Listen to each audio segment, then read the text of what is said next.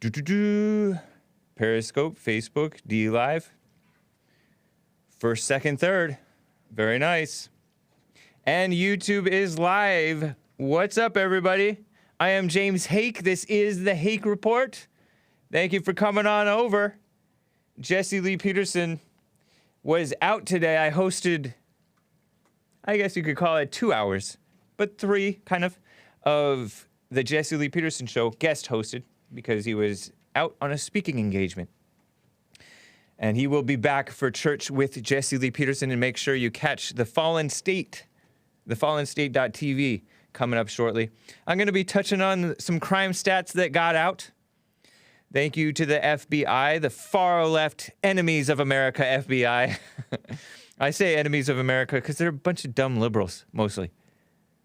If you've seen the heads of the FBI, you know what I'm talking about.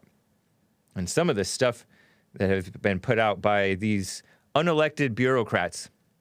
But every now and then they put out some factual information. And I'm going to get your opinions, guys. I may ask Joel Friday and Chris, the specialists in here, to say what they think of President Trump condemning Proud Boys. Did you hear about that? It's wild. And Scott Adams, too, seemingly condemned President Trump. Was he serious? I'm going to play some of that as well. And your calls. Got a full line of callers right now. I will be getting to your calls, 888-775-3773. It is Friday, October 2nd, 2020, 9:04 a.m. U.S. Pacific Daylight Time. And let's get started with the show.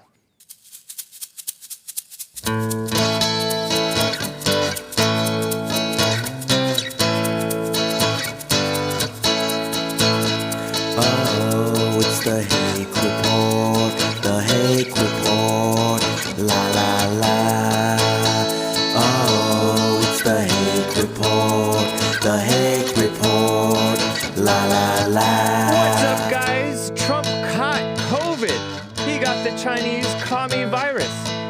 Will he survive? I think so. He's strong and energetic. You guys can call in, and I'll be talking to you about the Proud Boys and the white supremacy. Oh, it's the Hake Report, the Hake Report, la la la. Oh, it's the Hake Report, the Hake Report, la la la. So, what's up, everybody? That was the original theme song of the Hake Report. Isn't that so nice? I love the original as well as the Trevor Wesley remake, which only allows me to say, "Hey guys!"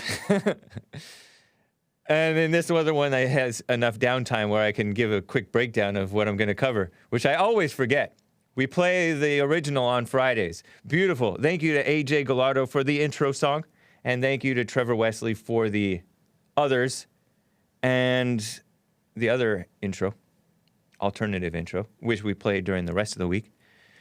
And I'm going to get right to calls, but I do want to touch on a headline. Shout out to Big Bump for the tip. The FBI stats show that blacks made up 55.9% of known murder offenders. Now, there's a whole few thousand unknown murders where we don't know who did it. I would venture to guess that a significant portion of blacks committed those as well. For example, Chicago, Illinois, the murder clearance rate is something like 17%, or max like 25%. Murder clearance rate, that's when they figure out who their prime suspect is, basically. And it results in either an arrest, or the suspect dies, or some other way that they clear it off the investigation list or whatever, right? That's what murder clearance rate means, or homicide clearance rate. Nationwide, the clearance rate is 60-something%, maybe 60%. So that means out of 100 murders, 60 of them will get somewhat solved. That means 40% get away with murder nationwide. Did you know that? Or eventually maybe they do get what they deserve. But in Chicago, which is where blacks commit a lot of murders against each other and other people, 80-something percent, 75% get away with it. Or they commit another murder, or they get murdered themselves. Who knows? It's crazy. So I dare say that the unknown murder offenders are disproportionately black as well. That's my guess. But I'm going to touch on that, and I'm also going to touch on churches attacking President Trump for imaginary white supremacy, National Council of Churches, and Scott Adams. Scott Adams seemed to get his ego involved in this point that he knows is a lie, called the Very Fine People hoax, where Trump called the people at Charlottesville, said there were very fine people on both sides, and that there was violence on many sides. He said violence on many sides, on many sides. And then later he said there were very fine people on both sides. And then he also said, I'm not talking about the white supremacists, because I condemn them totally. But there were very fine people on both sides, and why are we taking down any monuments? Where does it stop? So he knows that was a hoax, and he doesn't like when the mainstream media lie about it, or Joe Biden lies about it, and he doesn't like the fact that Trump didn't really address the lie.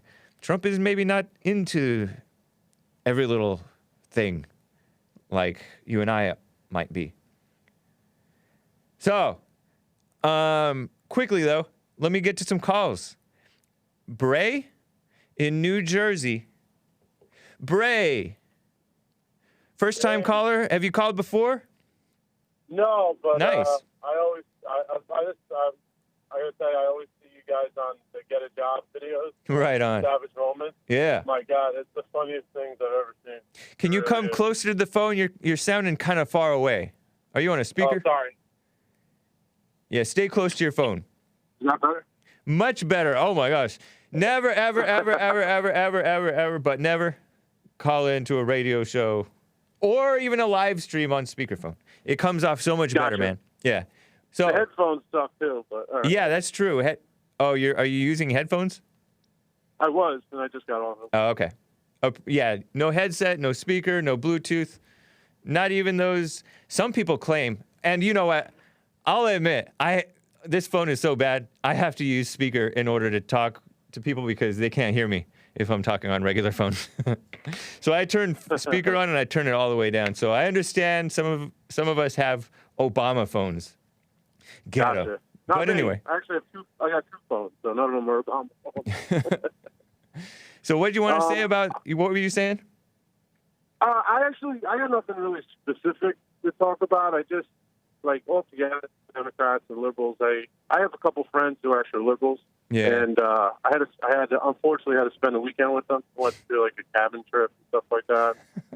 I just couldn't, I sat through most of it. I bit my tongue for most of it. And then finally I just had it. And I was trying to explain to them, how racism doesn't exist. Right. It's a made up lie. It's a made up lie. And then they bring up that made up term, police brutality. Right. And that's a liberal word. That's a liberal term. It totally is. You know what?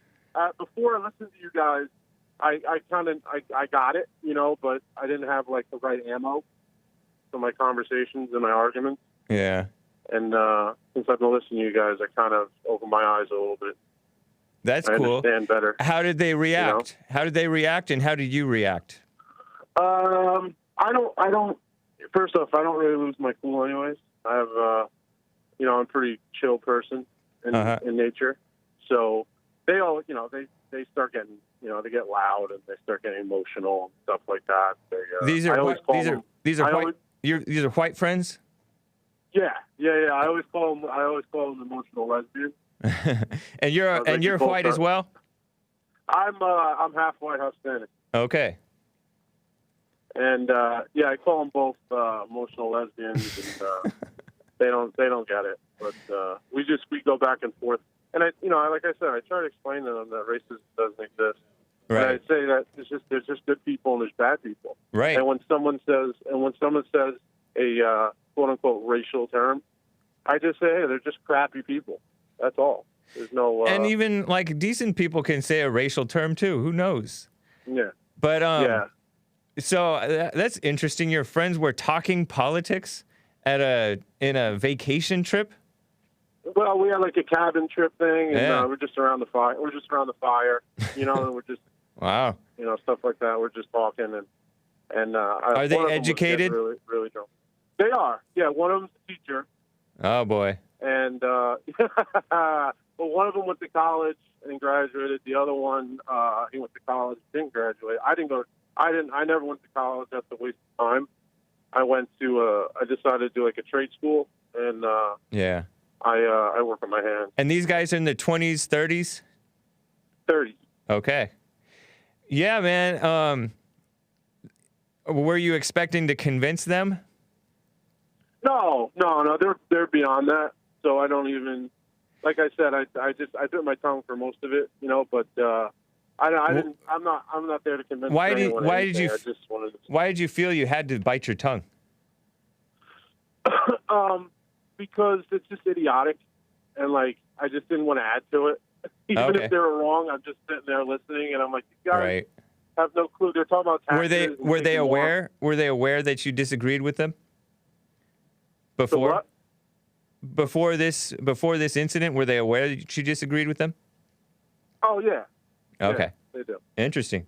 Yeah, I mean, I've every now and then said stuff to my friends.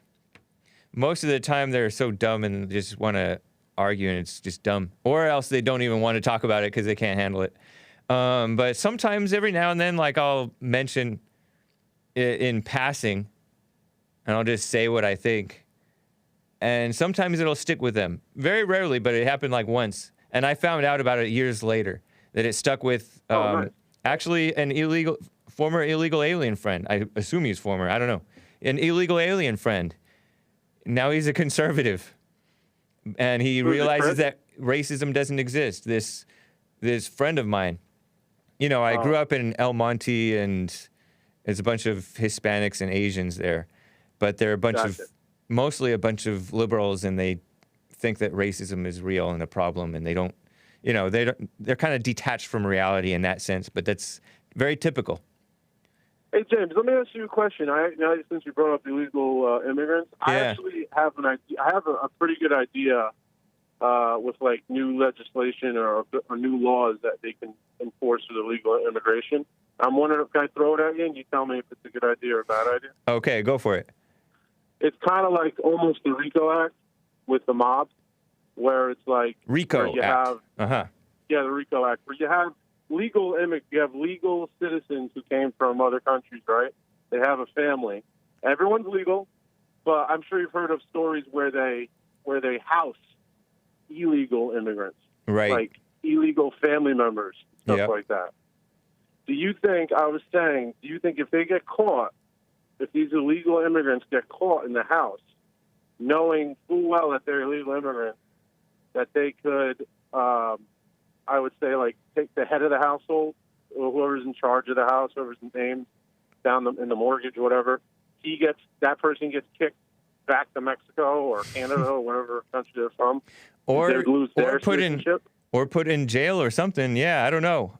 It's hard to know because so many of these people rent and all that stuff. It's would be complicated to sort out, but they can figure there is always a way. There is a way Yeah. to enforce the law, and we need to be much tougher and much smarter at it. So yeah, I certainly think that we should be just like how they want to prosecute, and they do. President Trump has been prosecuting people who knowingly hire illegals. But the problem is, like, you can easily get fraudulently documented. These people are not undocumented. They're fraudulently documented. They get these I-9s. And you get an I-9 form. I don't know what that is. But it's basically for illegals to come in here and pretend that they're legally working. You get an I-9 form, and you're legally here working. But these people get their I-9s through fraudulent documentation. So they still don't have driver licenses. I've worked with these people before. It's crazy. But you're right, Brey. Appreciate it, man. It's good to hear from you. Oh, you're welcome, and it was awesome talking to you guys. And get a job, Savage Moments. He's got to put more up, man. I love him. He does a great job. I just want to see more. He's put out 62, man. We need more. Yeah. We need more. Yeah. Luckily, Jesse Lee Peterson is still trucking full speed ahead. More energy than the whole rest of this crew. Oh, my God. We need more of him, too. Yeah. Appreciate it, Brey. More people like him out there. Thank you, man. Take care. Okay. You know what? Before I tell you guys, before I get to these calls, you know, President Trump caught the COVID. He and his wife tested positive for COVID-19. Will they have any, what's going to happen? I don't know. Will they have any symptoms? May not. Boris Johnson was looking a little rough there, but he's fine, I think. He caught it. He was being foolhardy. President Trump is a germaphobe. He makes sure that he doesn't like even people coughing or sneezing in the same room as him. That's according to Bill O'Reilly's book. But quickly, hang tight, callers. Let me just tell you about this, these FBI stats. I looked up the latest FBI stats after I got the tip that the FBI released their 2019 crime in the United States tables. Expanded homicide table. This is black and white murder. Yeah, show FBI black-white murder. Because they talk about, racism is such a big problem, right? Are you able to find it? Racism is such a big problem. I go over to the DOJ, which is a far left organization that even has the Civil Rights Division. The FBI used to have the SPLC as a valid source, which they're not. They track hate crimes, which don't exist. They track racism, violent extremism, and extremism. And they lie and pretend that Proud Boys or white supremacist violence is a problem. Nope. Look at this. Race of victim, race of offender. This is a little breakdown of black versus white violent crime. Race of offender, white victims of white murderers, almost 2,600 out of a population of over 60 million people. And black offenders versus black victims, almost 2,600 out of a population of what? What is it? 40 to 45 million people? Is it that? No, it's less than that. How many millions of people are there? There is like 5 times as many whites as there are blacks. 4 to 5 times as many whites as there are blacks. And yet, there's this almost the same number of white-on-white murder victims as there are black-on-black murder victims. And then, interracial violent crime. Black-on-white murders are 566. 566. Consistently, it's over 500. Year after year after year after year. As long as I've been looking at this table, whether it's 2018, 2017, 2016, all the way back, as far as I've looked. 2011. 2019, 566 black on white murders. Does that include Hispanics? Maybe the black on Hispanic. White on black murders, 246, less than half. Less than half. Maybe less than 40%. And keep in mind, there are so many more whites, including white Hispanics, right, as there are blacks.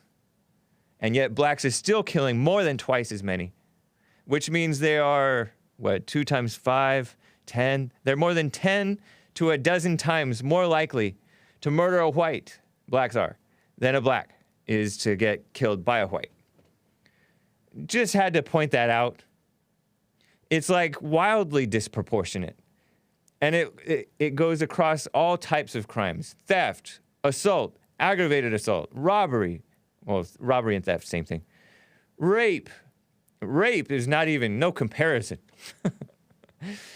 Like, white people practically don't even rape black people. Even anyway, we don't want to get into that. But people accuse whites of being disproportionately child molesters. It's not true. Blacks and Hispanics, every bit as common. In fact, it's more common. Child molestation. This is from Unz Review by Steve Saylor. Put out a short little article headlined Unz Review. Blacks made up 55.9% of known murder offenders in 2019. And he points out that blacks are 13.4% of the population. Make up well over 50% of all known murder offenders. And if you look at this chart, the FBI counted 16,000 murders in the United States in 2019, which may or may not be a complete, most likely it's incomplete, right? And where the race or whatever, where the race is known, that is 11,500 murders in 2019. Black or so-called African American, 6,425 murder offenders. Non-black, 5,000. Which non-black includes whites, it includes Hispanics, it includes Asians. Blacks were almost 56% of known murder offenders. Of course, there were almost 5,000 murders by an unknown offender, which would be naturally, common sense would say it would be a mix of black and white and Mexican, Hispanic, a whole lot of murders coming out of them too. Unsolved murders where they don't know who did it. Blacks are 13.4% of the population, non-blacks 86.6% of the population. Dang, I thought that they were getting close to 14, but according to him, they're still well in the 13% range. And I looked at the murder offenders. It's a screenshot of the murder offenders. Male, 10,000. Female, 1,400. Well, if you count the abortions, oh boy, that number changes, right? That number changes. The females are crazy violent, but they don't count it. Pretty crazy, huh?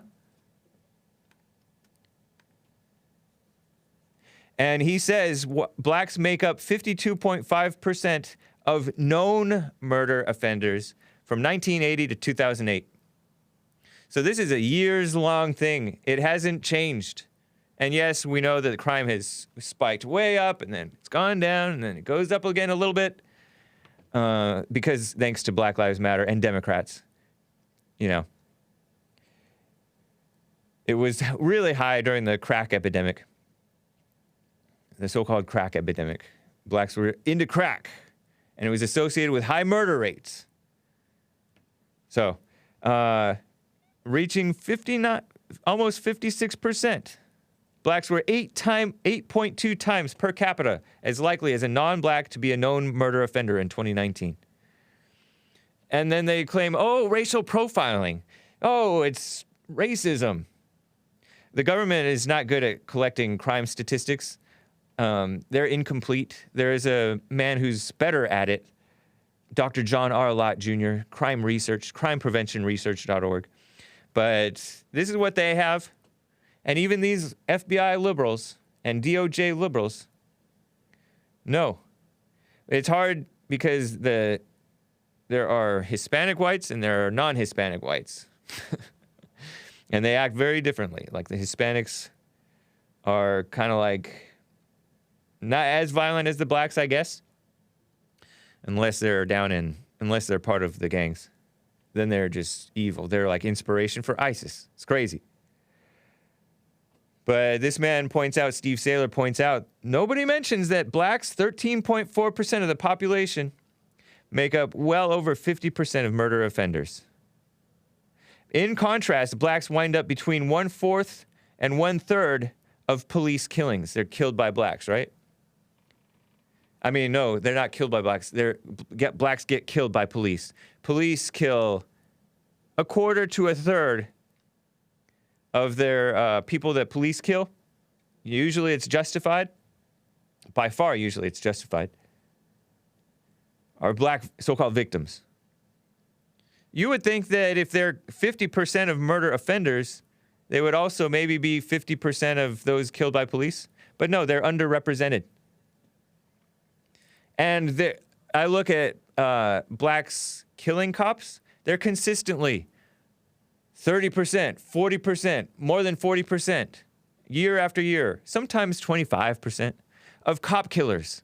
That means they're at least double their share of population, to triple their share of the population, to kill police, cop killers. It's crazy. I showed you I couldn't find the mugshot of that Deontay Murray, the alleged wannabe cop killer who failed when he tried to ambush those two cops. But I just had to share that with you. That's the latest numbers. Let me get to Zach in Oregon. He wants to tell us how to fix the presidential debates. First time caller. Zach, what's up? How are you doing? Hey, I didn't think I'd be the second caller. I'm kind of surprised. Right on. This is like you said, I'm first time caller. Sorry, I've called Jesse like 5 times, and nice. My stage frightness still pops up, and so I get so nervous when I'm live, especially. No worries, man. Right, I'm gonna try to do this the best I can. So what I had an idea. I was thinking about this all morning because I listened to your podcast technically this morning because I'm graveyard shift, so that's the best time to listen to your stuff. Nice. Appreciate that. Yeah, no problem. So essentially what I was thinking is, since you were talking about the debate a lot, I was thinking, what's the best way to get Trump to pretty much be quiet, to get the moderator to ask him a question? Game show. We should make it a game show. That would be absolutely perfect, or almost like a TV show, like how, he is a TV star, so, he would eat it up. And how I was thinking how this would work was, like, the moderator, or I was even thinking 2 moderators, one Democrat moderator, one conservative or Republican moderator, so it's fair. Right. And then I was thinking one of the moderators could ask a question to either Joe Biden or Trump, and a timer will pop up for both of them, like 3-4 minutes or something like that. Mm-hmm. And it'll be like, okay, Joe Biden, blah, blah, blah, what's this question? Gives him time to answer. If Trump, interrupts, or vice versa, whatever depends on the question, then a little time will be taken out. Like he'll have like 4 minutes on Trump, 4 minutes on Biden. If you interrupt during the person when they're supposed to answer the question, then your timer gets taken down. So that means you have less time to answer what you're supposed to answer. Interesting. So I figured it'd be a bit of fairness, but as well as penalty for people who interrupt. Yeah. So interesting, man. Yeah, cool idea anyway. Yeah, in all honesty, the problem is the debate commission is run by a woman and a bunch of old people and just not very Trump fan type people, not very genuine type people. And it seemed honestly like the rules were too stringent. You have to allow for people to interrupt and then be quiet and give them time, which is what Trump did. He interrupted, but then he would give Joe Biden time. What an open debate is. What's that? Yeah, no, I understand you. That's essentially what an open debate is. Exactly. We need to just be men about it, you know? Just don't complain. Don't be complaining about, oh, you're breaking the rules or whatever. Let's have a open dialogue rather than complain about you not following the rules and saying, oh, stop interrupting, and Joe Biden saying, do I get my time back? When Joe Biden has nothing to say. And the other thing is, the bigger issue is like that they're liberals. Like, is there one fair-minded journalist who could even honestly host the debate like a man? I guess Tucker Carlson. But they want Tucker Carlson off air because he's just honest, you know? So it's interesting. Yeah, it would be nice if people just thought like men and handled life not so strict and female, you know? Because that's what these people are. Yeah, no. It's like a power trip, you know? So. I mean, like, I'd also agree with my other idea it was beginning of the idea with two moderators. There should at least be two moderators, I think. Just one left, one right, pretty much. Best way to describe it. Yeah. Tucker Carlson and who's an honest liberal journalist? Michael Tracy or Mike Cernovich. The only person I can think of is like Dave Rubin. I think he's you could have Dave Rubin. Right. Yeah, he seems at least he's honest. Yeah. To me, anyway. Yeah, for a liberal brazen homosexual, seems to be fairly honest. Appreciate it, Zach. Definitely take him. Yeah, no problem. I'm glad I was able to call at least once. Right on, man. Appreciate that. Graveyard, I respect that. The graveyard shift. I've known guys, friends of mine who work those hours, and it's pretty interesting. By the way, since COVID started? Oh, that's why? So you're not naturally a graveyard type of a guy? No, I am. Okay. I'm graveyard cashier at a grocery store, so I get all kinds of people at graveyard time. I can imagine. And in Oregon, interesting, man. Oh, definitely Oregon. By the way, do you catch church Portland. with Jesse Lee Peterson? What? Do you catch church with Jesse Lee Peterson? No, I've been catching it rerun on YouTube, but I've been dying to watch it live. It's just I'm usually asleep by that time, so that makes sense. Like I want to catch it live and call in. I want to call in. That's my number one thing. Nice, man. Well, someday you can also catch the audio podcast. The podcast comes out for church with Jesse Lee Peterson as well. So. Anyway, man. I subscribed to you today, and then I subscribed to you on YouTube yesterday because I don't know why the heck I didn't think about doing that. I'm just like, I like Hake. Nice, one of the man. things about news is they need to have a good speaking voice, and you definitely have a good speaking voice. Thank you for that. Appreciate that. Good to hear from you, Zach. By the way, how old are you? I'm 31 years old. Okay. Right on, man. Hope to meet you someday, Zach. I hope too. If you ever come into Oregon, I would love to buy you at least like an ice cream or something. Nice, man. And if you're ever down in L.A. or can have the chance to come down to L.A., come out to a men's forum or to church or both. For sure, I want to go to church one day. Yeah, it's fun, man. It is a highlight of the week. Take care, Zach. Appreciate you, man. Thank you. You have a good rest of your day, man. You as well. Okay, let me quickly get to Earl in Michigan. Is he my second favorite caller? Is he still my second favorite caller? Let's find out. Earl, how are you doing? Hola. Good to talk to you again, James. Yeah. Nice to... Hey, we're talking twice, huh? Once on the Jesse Lee Peterson show and once on the Hake Report.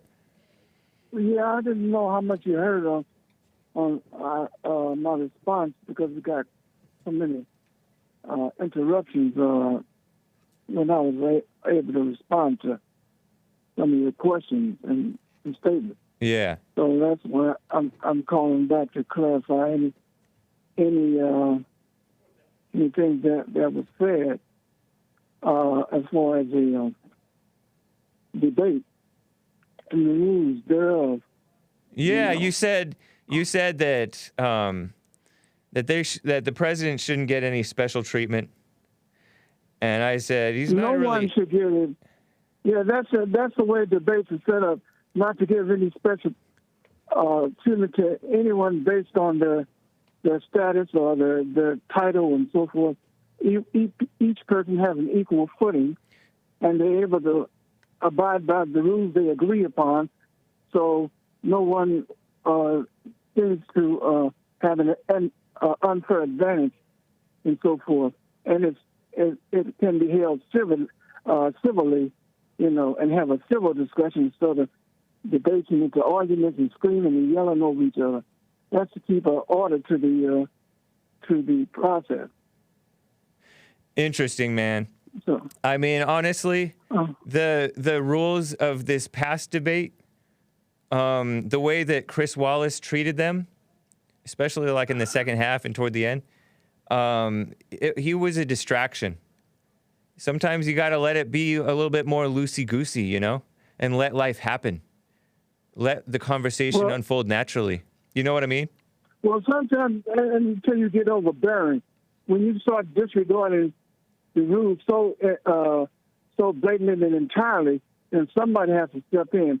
If I'm talking, and as soon as I'm talking, you start interrupting, and then you're told that you're not supposed to do that, and then you start talking, and if I interrupt you, and I'm told to stop, and I stop, then you're getting all the advantage because you're not stopping, and I'm not adhering to the rules, and you get an unfair advantage.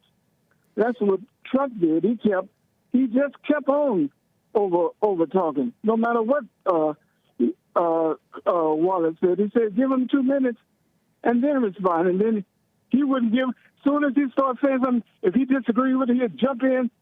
And like he didn't tell him just a second ago, let him talk. But that's how men are. They jump in when there's a lie being told. Yeah, you're supposed to have some type of discipline in a civil debate to know that a little patience, make notes of what you disagree with. So when the guy has finished his time, we're limited. You don't have all day to talk. It's only a minute or two. You can respond in kind and touch on the issues that you disagree with. And he doesn't have a right to interrupt you no more than you have a right to interrupt him. And people get to hear your points of view. Well, listen. Not each one screaming over each other. There were only a couple of moments where they were screaming over each other. No, it was the whole debate. No, it wasn't. Unfortunately, you cherry pick. You cherry pick because everybody saw it and everybody agrees except you. No, there were only everybody agrees a couple of times that Trump was interrupting constantly. But those are Trump haters. I heard Republicans agree. Republican after Republican agreed that he was interrupting constantly. Rhinos. So rhinos. So it's amazing that you're the only one that can't see it. No, I'm not the only one. There's many people who saw that. And who were many? Many sane people, the sane ones, the people who can see reality. That Chris Wallace interrupted too much. Just because you say sane or reality, if they only see the way you see things, doesn't mean anything. But that's only self-serving. So whatever, Earl. Go ahead. You hate Trump. No, and the other things he lies about. He just makes up stuff that Biden needs to get to refute. He makes up stuff out of thin air with no proof, nothing else. You're talking about Joe Biden? Joe Biden makes up stuff? Don't try to be funny. I'm not trying to be Trump. funny because that's what Joe Biden was doing. Well, that's what Trump was doing. Talking about so says you. Post office men. They're talking about post office men throwing ballots in the river and selling ballots. Show me some proof. Show me one case. No, go look it up yourself. For what? Look it up Because where? There's nowhere to be seen. Because people like why you. Why are they arrested? That's a federal crime. Why can't he produce any evidence Because instead of making up he stuff? doesn't have to and you produce believe it? evidence. It's a debate. Have you seen any? Yeah, I've Have heard you stories. seen any I've heard postal- stories like that. Have you seen any post office workers arrested and charged with selling ballots and throwing ballots in the rivers and stuff like that? When you throw a ballot in the river, what are the chances you're going to get caught, Earl? How you know he threw it in the river? Because they're in the river. You They can were say found had in a the trash bonfire. basket, Earl. You can make up You're anything so rich without for a proof. dumb Democrat to You pretend. can make up anything. You can say they had a whole No, bonfire you made up at the post office and burn it. You don't have to produce Hey, any proof. Earl, white supremacy. James. White supremacy. They came up with that. They just made that up out of nothing, out of thin air. No proof. They didn't produce any evidence. And so it's so rich for a Democrat to pretend he's about truth or White evidence. supremacy. Now, how do we get on that? But Because what are you talking said about? They you made it out of complained that thin air. Trump made up stuff in the debate. No, he And did you not. say white supremacy is made out of thin air? Yes. I rest my Are case. you kidding? Shut you up. What do you think South Africa was? South Africa They even- was a they beautiful even- country, they and now it's even- going down the drain. They even admitted that it was based on white supremacy. Who's they? Did you know that? Who's they? Some dumb blind people? White South Africans. Some dumb blind was white based- South the Africans. whole world knew Allegedly. that. Allegedly. Anyway, It wasn't Earl, thank you. allegedly. Thanks, man. It wasn't allegedly. Those were facts. Good civil If debate, you knew Earl. anything, if you Good lived civil any debate. time, if you lived any time, you would know that. But you don't want to face facts because you No, won't you believe hate white folks facing reality, Earl. ever did You hate the anything truth, wrong in your Earl. life. Thank you, Earl. Take care. Have a good one. Adios, amigos. You Adios. the lying fool. Adios. Did you call me stupid lying fool? No, I didn't say stupid, but you're on that too. Oh, you're not dang. going to add that to it. What did you say? What type of lying fool? I said you're a lying fool, but if Okay. you want to add some more adjectives to it, stupid, moron, moronic, whatever, you're all that too. Good civil debate, Earl. Thanks, man. Take care. Right on. He's so charming. Some of you guys think that I should ban him. I think I can keep it to a nice, not too long. No more 10-minute calls with Earl. But yeah. Okay. Oh boy, I got some feedback on President Trump. And I do want to get to these calls. A couple of first-timers want to address Trump and the coronavirus, and is Trump the real thing? Let me first get to Robert in New Jersey, first-time caller. Robert, what's up? Hey, how's it going, James? Going well. How are you? I'm well. I'm not good. Men are not good, but I'm well. Nice. Women aren't good either. Correct. They're actually worse. Yeah. Anyway, what'd you want to say about Trump and the coronavirus thing? Well, I just, I'm as soon as I found that out, I'm very concerned about how that may affect the election. Because the libtards are going to jump on that, and they're going to say, "Oh, look, he downplayed Corona. He even got it himself." Yeah, he played it down, though. I mean, we all know that that's dishonest, though, because we know that he played it down to avoid panic. And it's not like he misled the public about it. He just didn't push panic. Joe Biden was the one that said it was xenophobic to close the country. Yep, you can still see the tweets to this day. Yeah, but I would say fret not, don't worry about it. He's He'll recover. Yeah, I bet you that he'll recover like a champ. But maybe not. Who knows what's going to happen? Maybe Mike Pence will have to fill in a little bit. I don't know. But likely he'll recover pretty well. And, I say don't worry about the future. You think he'll be all right for the next debate? I think so. It's in 15, what is it?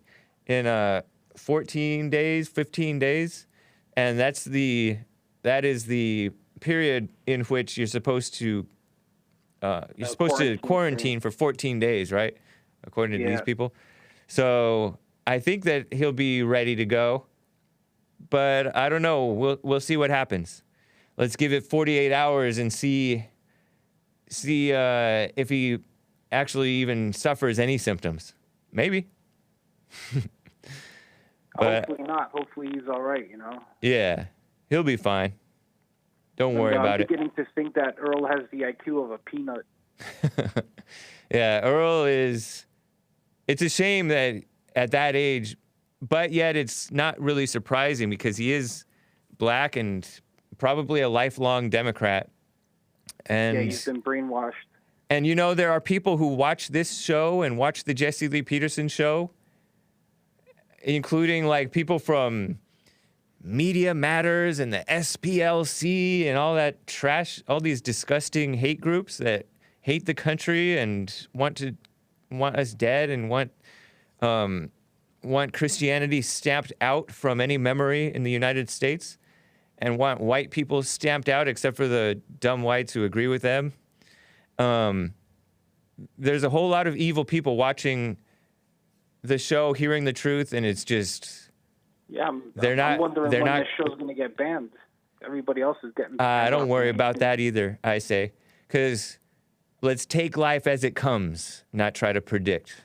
Oh, and I wanted to make another point. Okay. They brought up in the debates, they brought up the Proud Boys or whatever, which is not a hate group. Right.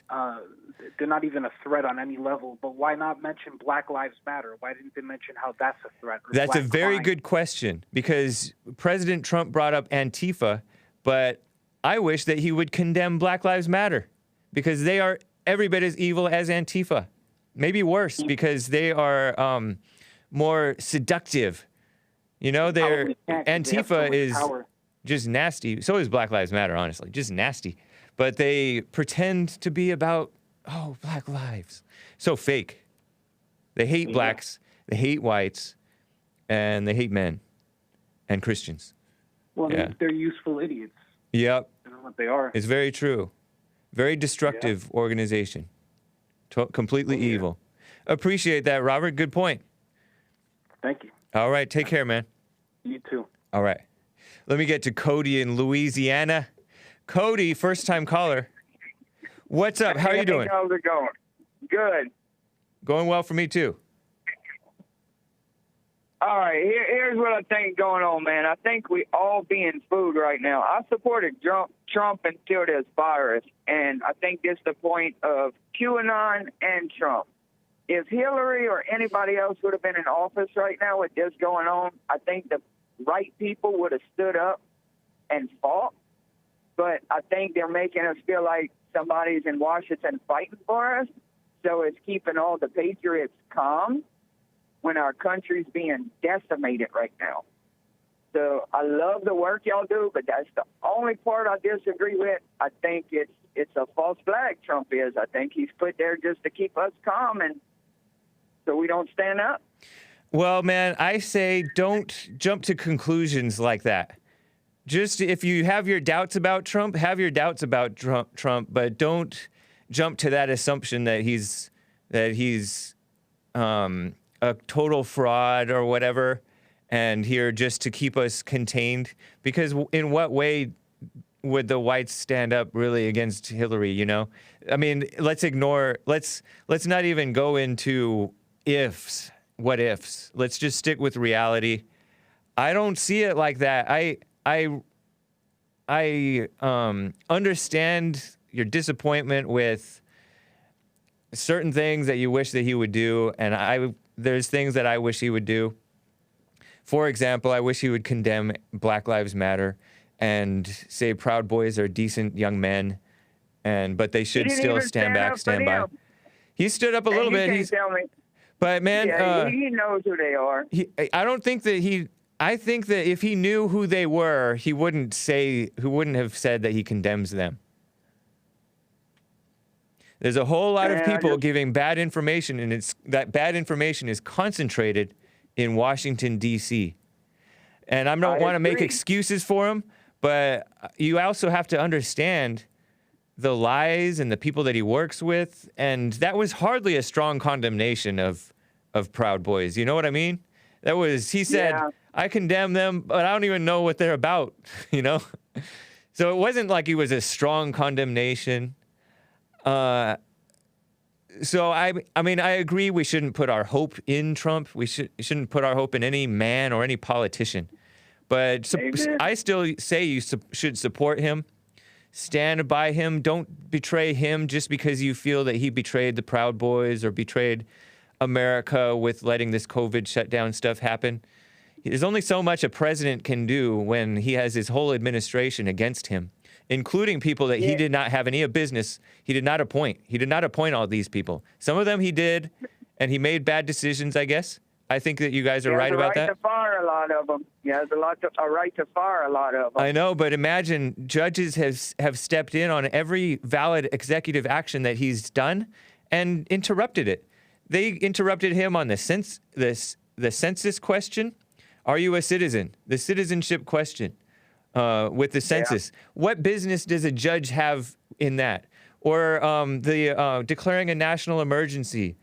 Judges tried to interrupt that. It is so insane. The Anti-American Civil Liberties Union. So I'm just saying, have a clear view of what he's up against.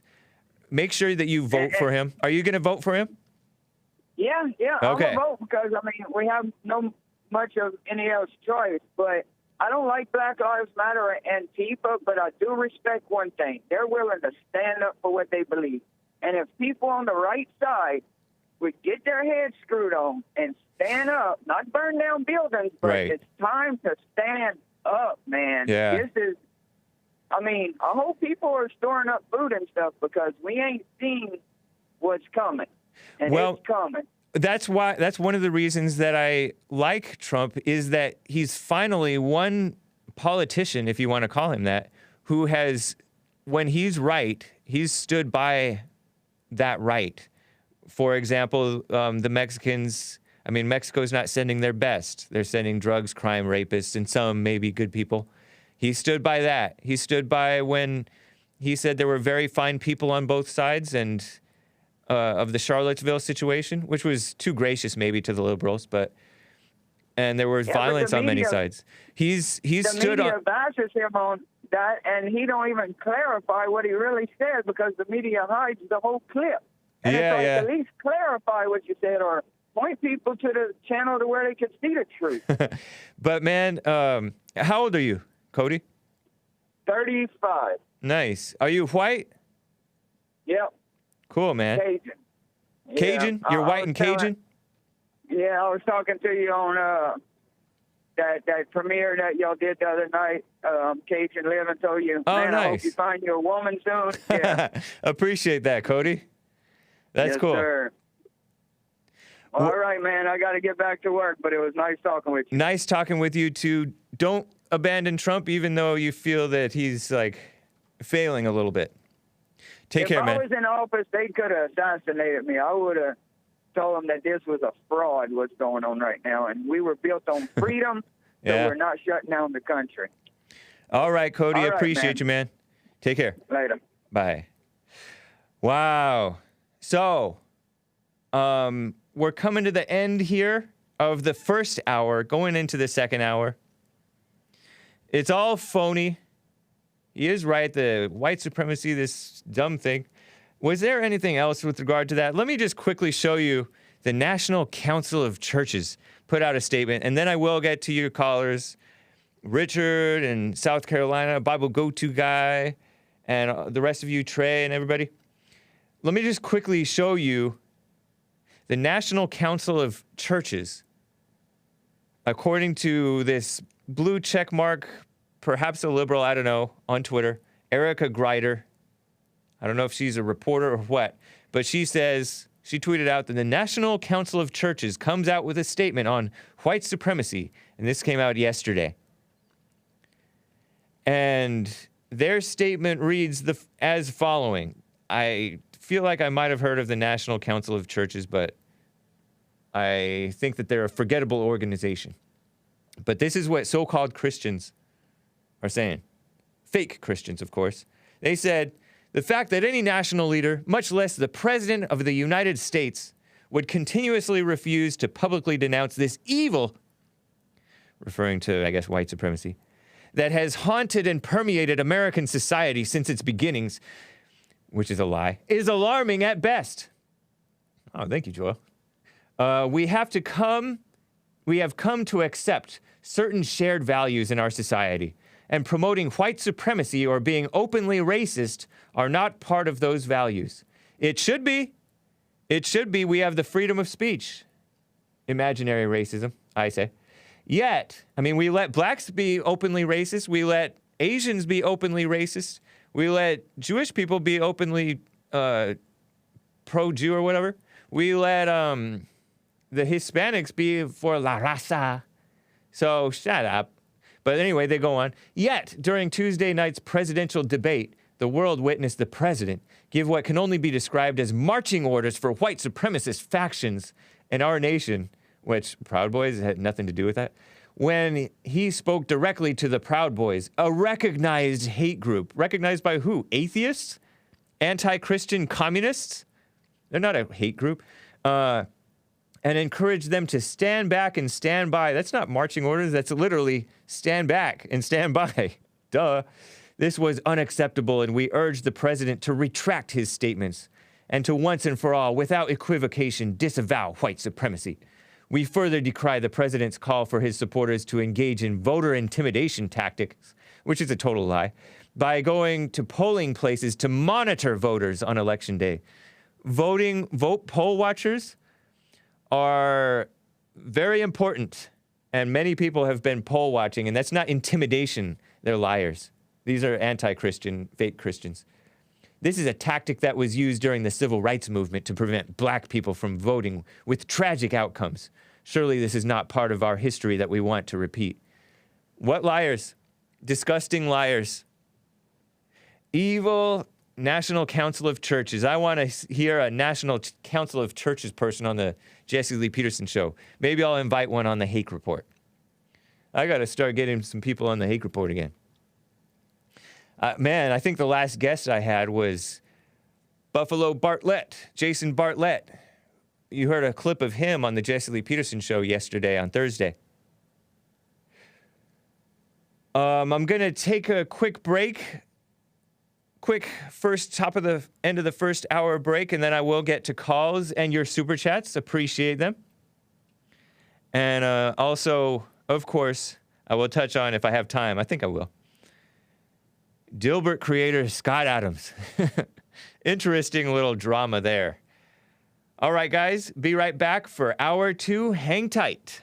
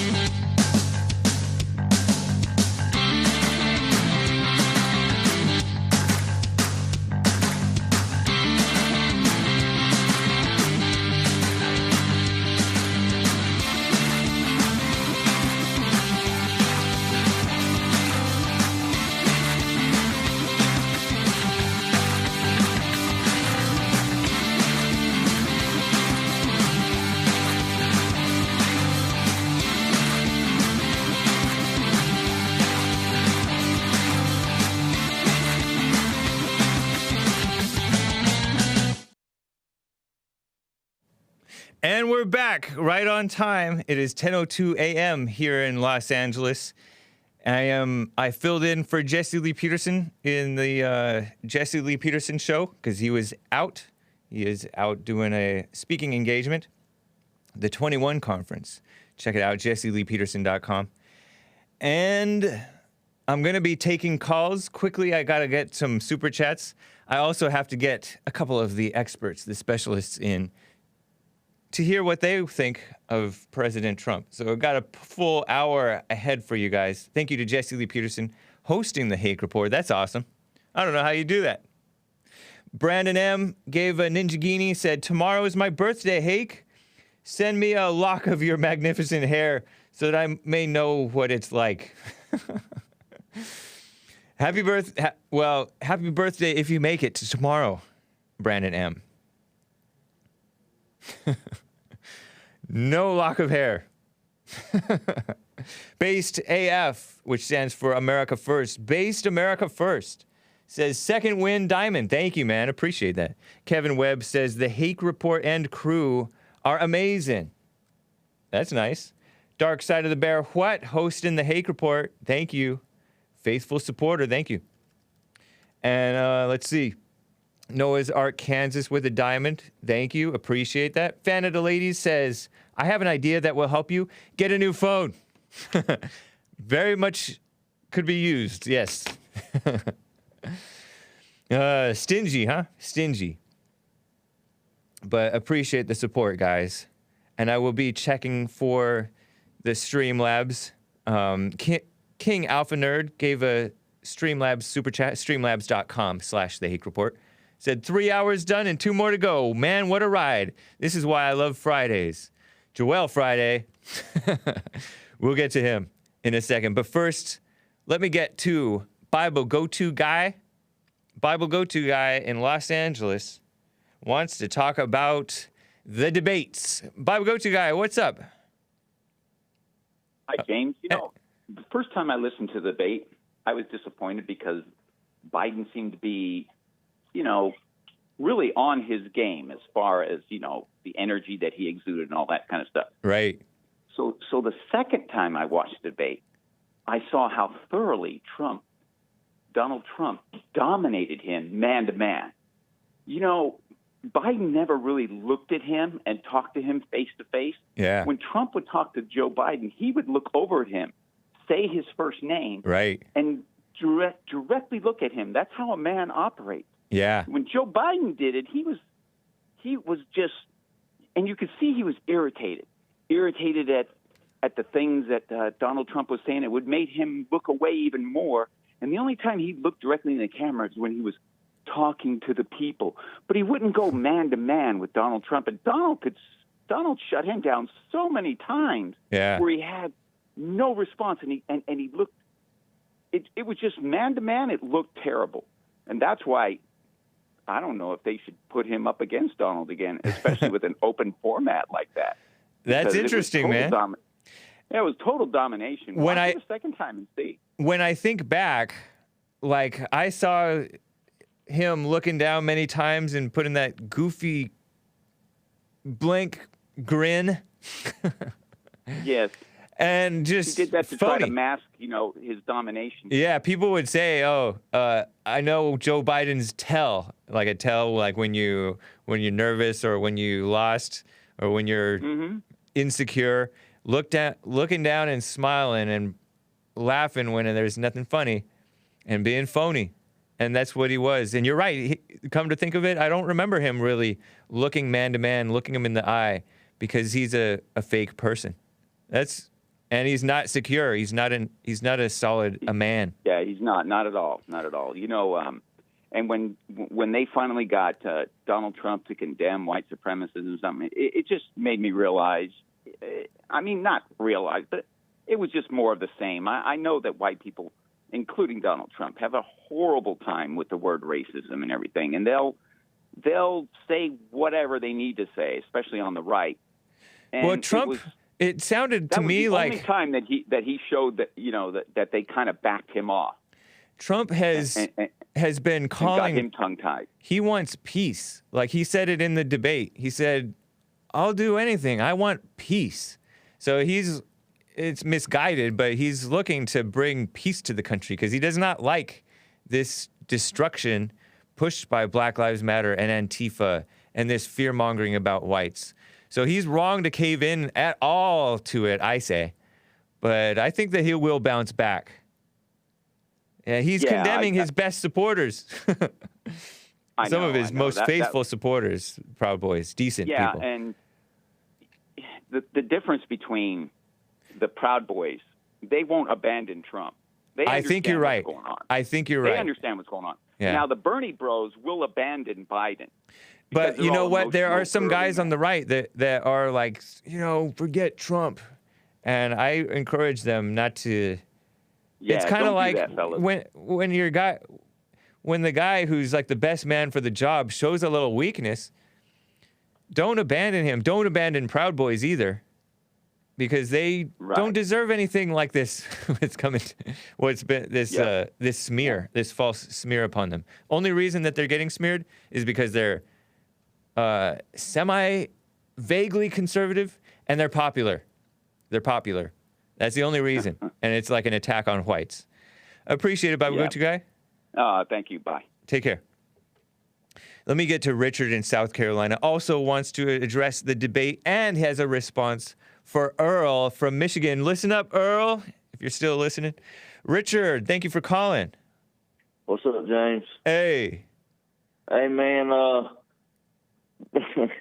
Earl, I went to school growing up. I'm 51 years old. I went to a predominantly black school as a kid, and I'm a teacher now, substitute teacher, and and I substitute in a lot of predominantly black school. And you know the old saying, the 70-30, 70% of blacks have this issue or that issue, and whether it be, out of wedlock birth or whatever the issue is, it runs along that percentage of their population.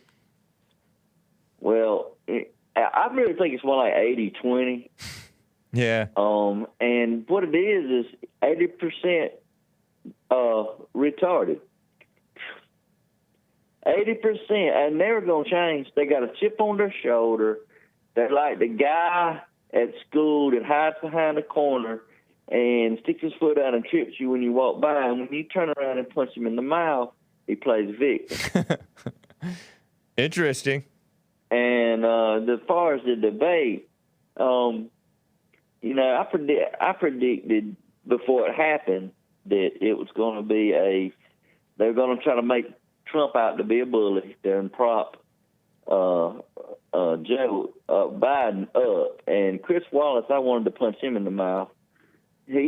All he did was he would stop Trump when he got as soon as he started making his point, when he got into it just good enough to really smoke somebody's ears, Chris Wallace said, "Stop him." Yeah, that's true. And whenever Biden, he would set Biden up with a question, kid glove question. Yeah. And when Biden would start talking, when Trump was quiet, and Biden started getting into his fumbly bumbly, I don't know where I'm at, type of situation, Chris would interrupt and change the question. Interesting. On Biden. He would stop him and change the question. So, he was clearly, it was clearly 2 against 1. Yeah. And I saw it the whole time. It just made me angry the whole time. And as far as, I told the kids in school way back in January, I said, this thing with, I'm going to tell you what's going to happen. This thing with the virus, when it was in China and they were calling Donald Trump a xenophobe because he was wanting to close the borders down. And the virus wasn't even here yet. And the kids at school one of them would call for something, and one of the other kids would say, "Oh, he's got coronavirus, And I say, y'all, the coronavirus ain't even here yet. Yeah. I said, but it's coming. I said, trust me, it's coming. Yeah. And I said, and I'm going to tell you why. Because it's going to come. They're going to get it over here. They're calling him a racist now because he's trying to shut the border down because they want the coronavirus over here. And once it gets here, they're going to blame it on him. Yeah. And they're going to try to keep people from going to the polls. They're going to shut down. They don't want people to go to vote. So true. And I told them then. And it's how all this happened. And what's going to happen next is, look here. Ain't it funny that a month before the election, now Donald Trump's got it, and his wife. So Right. They know, they saw after the debate, we can't do nothing with Trump. Trump is going to annihilate Joe Biden.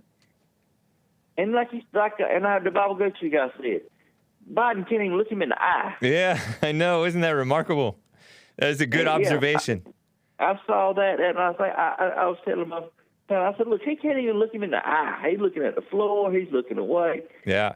You know, and that little wimpy little laugh, and when there's nothing funny, that's the way the little wimpy guy. Yeah. The little guy that knows he's fixing to get his butt kicked in front of his friends type thing he does. Yes. Try to laugh you, and it just really makes the situation worse. I don't know how he could stand that. If a man like Donald Trump has to have so much self-control. Yeah. Because it would be all I could do to keep from walking over there and punching him in the face. Yeah, he did well. He did well considering. Appreciate that, Richard. It's good input. Yeah, but let me say one more thing. They've got October 1st, so 14 days of quarantine. Yep. That's halfway to the election. All they got to do is give you one more positive, and they've silenced him to the election. No, I mean, I don't think that's exactly true because he can tweet, and he's going to tweet. And he can... I can't imagine him even really suffering too badly from this because yes, he's overweight, but he is an energetic man. Mm-hmm. So I don't see him suffering. Very strong. Yeah, but we'll see. But one other thing that he's the election as far as the cheating, the way they're wanting to get these ballots, these mail-in ballots, where they're going to use this to make it more, make their agenda to get the mail-in ballots. Right. And people not to go to the polls and use the mail-in because the president's got it, anybody can get it type of situation. And there will not be a decision on election night. There won't be I know. I was thinking about that too. It's not going to happen. Yeah. That's such a shame. Such a disgrace. It is. How far America has fallen. That was a concerning point that President Trump raised in the debate. Appreciate it, Richard. Take care, man. Good to hear from you. Too. That is a substitute teacher. That's awesome. Okay, hang tight, callers. I will be getting to you. Real quick, let me just play this clip from Scott Adams. And then after I deal with the Scott Adams thing, I want to bring in my experts, and then we'll deal with the callers, okay? Not my experts, but my specialists. Jesse Lee Peterson's experts. So, Dilbert creator Scott Adams knows all about persuasion, right? So he's recognized that Trump is a very persuasive man, a man of power, and then he realized that the evil against him is really evil. And they're liars. They impeached him based on lies and all that stuff. So Scott Adams, although generally like a libertarian type of a guy, maybe just like a businessman, used to be the Dilbert cartoon creator, he's come to support President Trump.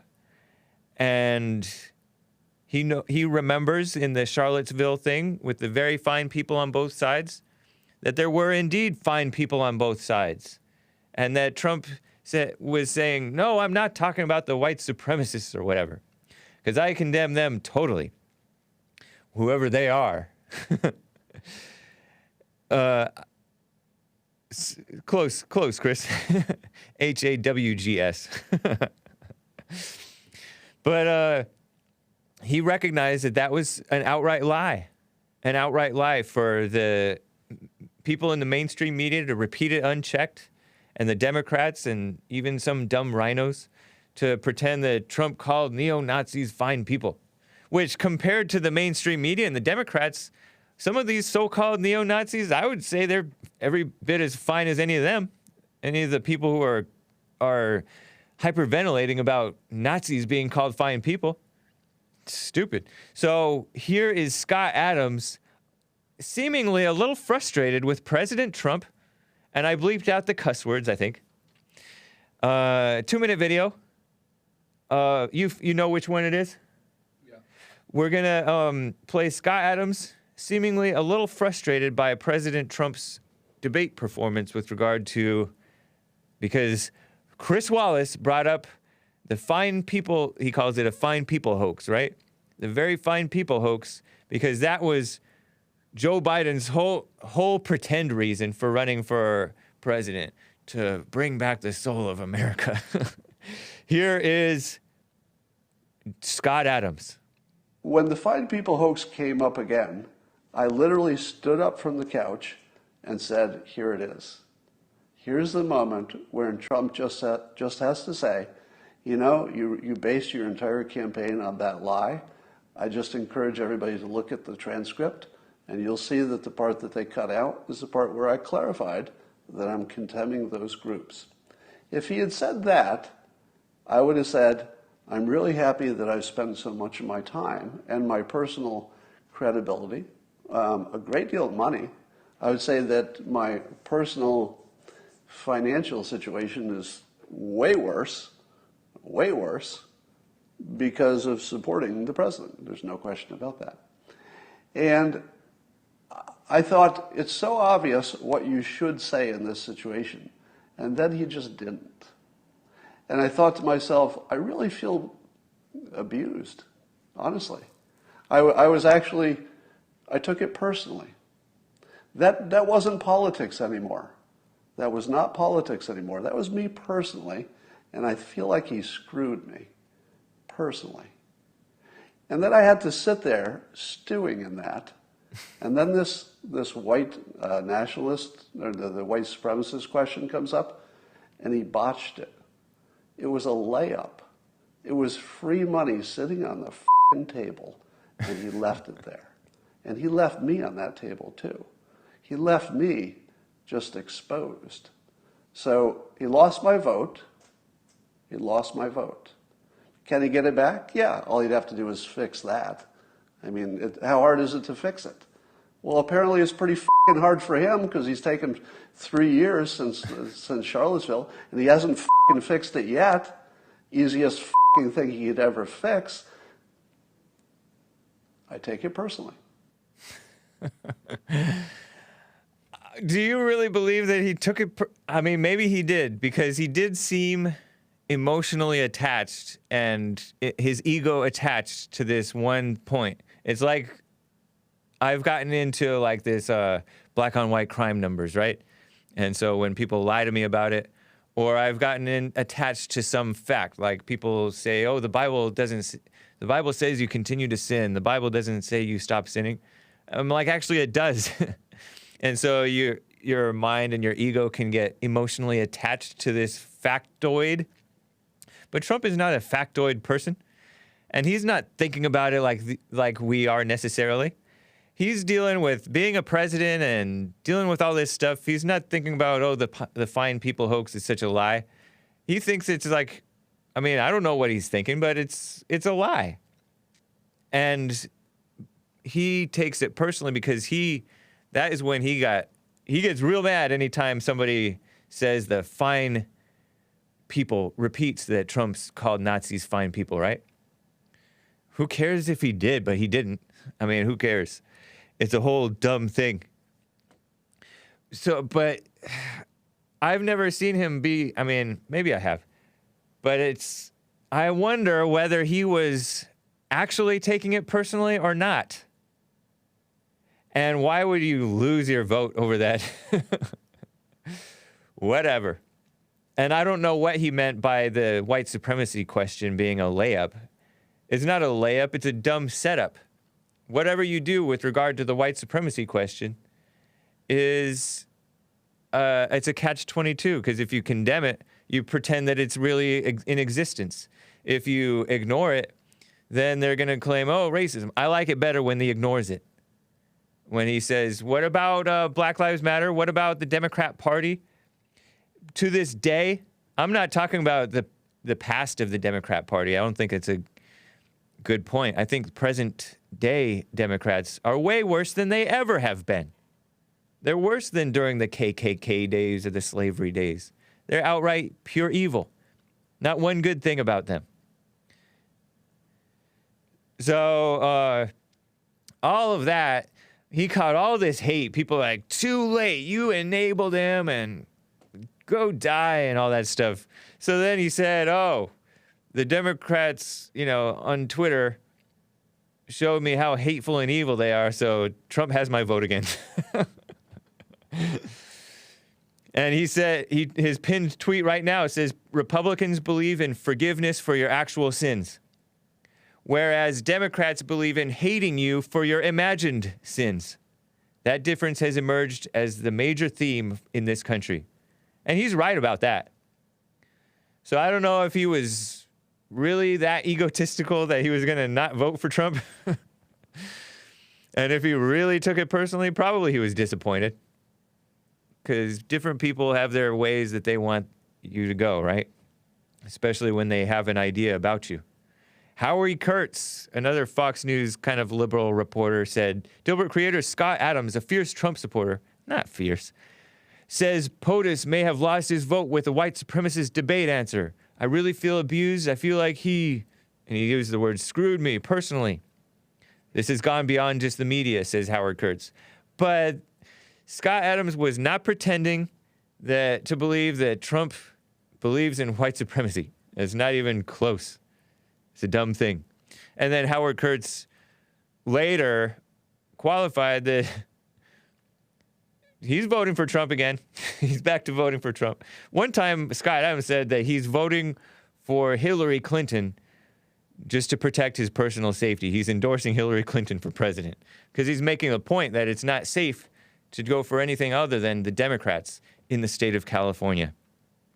Anyways, before I get back to calls, and Scott Adams, reporter / independent journalist / activist Mike Cernovich says that Scott Adams added to the proof that the left is a hate group. The entire left, all Democrats, because they just hated Scott Adams for it, who's back to supporting Trump.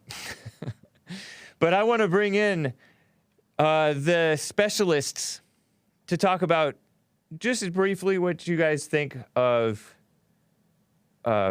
President Trump condemning the Proud Boys and condemning the Ku Klux Klan and condemning white supremacy.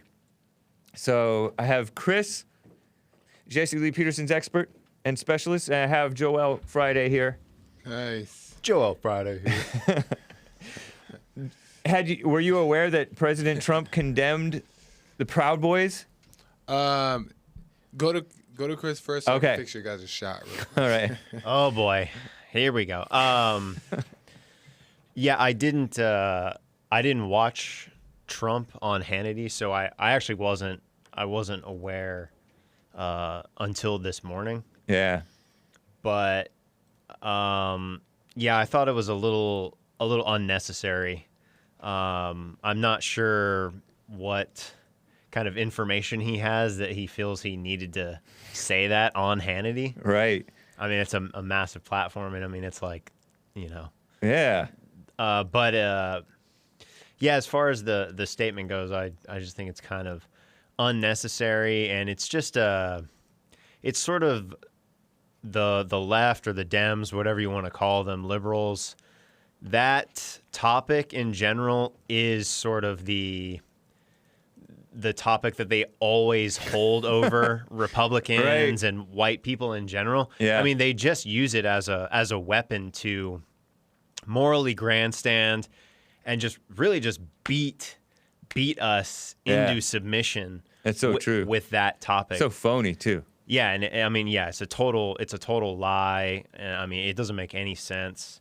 So regarding Trump's statement, yeah, I would say it's a bit of a mistake. It was unnecessary, and we need to that topic in particular is something that we really need to grow out of. Yeah. If we can overcome that fear, that issue specifically, we would be. There's no stopping. Yeah, exactly. Like once we're past that, we can just kind of do anything because that's basically like their nuclear bomb that they can always drop on any situation. Right. And it seems to work like 9 out of 10 times with most people. And the Proud Boys are so nice. Some of them met with Black Lives Matter and said, "Oh, we condemn the KKK," as if the KKK is even really in existence. Yeah, absolutely. Yeah, that's another thing. I mean, he said he's like unaware of the Proud Boys, and I don't. Right. Again, I don't know what information he has on the Proud Boys, or whether he's kind of just like playing it down, or he really doesn't know who they are at all. But the denouncing the Proud Boys or the KKK, white supremacy, whatever. It's unnecessary. But that specific issue with the Proud Boys in Utah, I guess. The Proud Boy Utah chapter making a public statement with BLM. That's also totally unnecessary. Right. It's sort of, I mean, it's just part of this whole like clown world situation where we're always trying to play this game where like we're being logical and doing all this. Like, oh, we don't hate black people. We don't, and by making a statement with the BLM, you're giving validity to BLM. Exactly. Yeah. Exactly. Like with their representative or whatever you want to call that woman, you're giving validity to them. What it should be the opposite. BLM should be apologizing to us. Right. I mean, they're destroying the cities. They're destroying the country.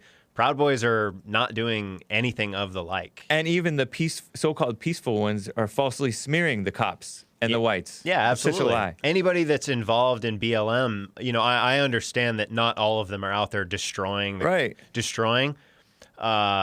But the people that support them publicly or like put out statements or anything like that, again, it sort of solidifies, their support, and it just makes people think like, oh yeah, normal people like BLM and it supports it, and it really is just it confuses people, it misleads people. Yeah. So in that regard, it's just as bad. Yeah. Joel. Yeah. Well, my whole thing is, how do you prove somebody is a white supremacist? How do you prove somebody's a racist? Like, what vetting process do they take where they're able to prove that, for one? And for two, it's like, okay, let's just pretend that white supremacy and all that stuff is a thing, right? How do we just ignore the things that we see that are blatant right in front of our face? Like Black Lives Matter is radical, Antifa is radical, but neither of those were condemned at all in the besides by Trump in the debate. Like Chris Wallace didn't even bring that up. He was struggling and shaking to even talk about Black Lives Matter in a good way. It is so crazy. It's like, what about the things that everybody sees is happening? Yeah. Why don't we condemn those instead of Proud Boys that most people don't really know about in the mainstream? So it's like insane. Let's talk about the things we see first. I know. And then we'll make our way to the things.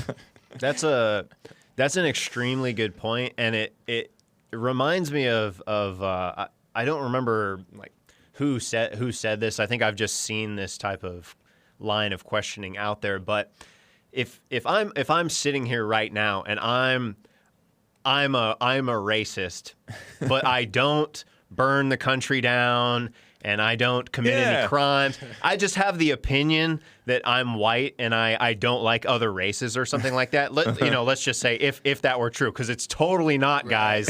I don't know what you guys are thinking out there, but I don't like I said, I don't rob banks, I don't kill people, I don't steal from people, You don't lie about people? Yeah, I don't lie or anything like that. I just happen to have the opinion that I don't like other races versus these other people who are like, I love all people. I mean, which is a lie in and of itself. These people don't love all people, but they claim that they love people, or they're out there again, they're burning the country down. They're raping and pillaging. And it's like, Yeah. well, what's worse if somebody happens to be like quote unquote racist? They have that opinion, or what's worse if somebody is like a pedophile or a murderer or a bank robber? Like racism is the worst. Yeah, white supremacy is the worst thing. Yeah, how is that the worst Taylor thing? Swift said it. It's a fact. I think Taylor Swift said it. Right. But that's so true is that, like, for one, that's why it's true when Jesse says that racism doesn't exist, because what that word does is it demonizes people no matter what. So like Chris said, if there's somebody who is nonviolent, who stays in her house but then has their opinions about whatever, they tend to be the one that is a target, but not the people who are burning down the buildings, killing your children in the street. But then they love all people, including the gays. You know, and the it's transgenders. like what I bring up this point a lot. What Dennis Prager said on that PragerU video about why is communism not as bad as Nazism in the minds of the dumb, evil communists.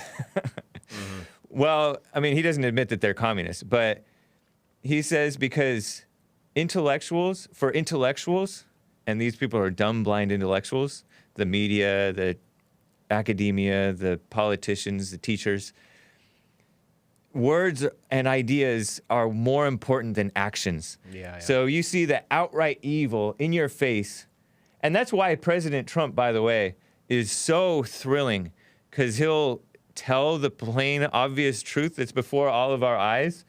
And Jesse Lee Peterson, too, is so like, when Jesse Lee Peterson was talking about, I'm not going to hire somebody who has this black name because their parents had a chip on their shoulder and raised them bad, you know, all that. That's like thrilling to finally have non-political correct truth being told. Yeah. Absolutely. Was it Tucker that said the truth is thrilling or something like that? Tucker Carlson said the truth is thrilling, and that's why that kind of explains the excitement around President Trump. It's thrilling. It's thrilling, oddly enough, only because we've been so deprived of it for so long. The truth should be just boring as all get out. Right. But as of right now, it is. Yeah. It's totally thrilling. Yep. And I mean, it's a great point, specifically about the Larry Elder thing. Like, why even take the risk? Right. Like, if you got 20 or 30 people applying, like, why risk it? Like, I'm sure you can get 3 or 4 great candidates with just normal names. Yeah. But that's why they fall for, this Nazi thing it sounds bad. Or it sounds bad to say that America first or whatever. Right. Yeah. And so they fall for it, and they embrace outright evil, which is destroying the people that they're pretending to care about, the blacks and everybody else. Right, So- Yeah, and they justify it as, well, they have a reason to do it because of their... But it's just, if that was the case, even though we all know it's not, then why is it okay to respond in that way about it? It's like, you know, it's just, that goes ignored. Totally true. They seem to live in, as you say, like, they're basically kind of like living their life based on kind of a fantasy or their ideals or that type of thing, versus actually living in reality and, you know, living in real life. Because again, like, in real life, like, does it really matter if somebody has like some obscure, you know, thought versus somebody who is taking direct action to destroy people's lives and that type of stuff? It's the emperor has no clothes. Yes. And it's by intimidation. I think it's intimidation and brainwashing and getting caught up in your intellect and rationalizing evil. And you know what? It's just spiritual blindness too, I think. Definitely. Yeah. It's good versus evil. Nice, guys. Appreciate the Thank you input. very much. Thank you, So James. you're still going to vote for Trump? Oh, Even though he condemned like some... Those guys are decent as far as I've seen. Yeah. I'll still vote for Trump. Yeah. I mean, this is, you know, kind of like, it's not really high on, you know, my critiques of Trump. This is pretty like low on the totem pole. It's like, you shouldn't have done that, but I mean, I'm not going to lose sleep over it. There's a couple other things where I have critiques of him, but even then, I'm still not gonna not vote for him. Right. Catch rockfin.com/Jesse Lee Peterson for his critiques of President Trump and our real thoughts of President Trump. Thanks, guys. Yeah. I got to get back to some calls. Thank you, James. and then we will wrap it up. And make sure you catch The Fallen State, thefallenstate.tv, coming up soon in less than an hour and a half. Let me get to Ryan in New Orleans. Ryan, how are you doing? All is well. How are you, sir? Doing well. Nice to hear from you. Hey, yeah, last time we talked, you brought up that Dennis Prager communist and Nazi thing, too. So must have been the day to call, right? Nice. Yeah.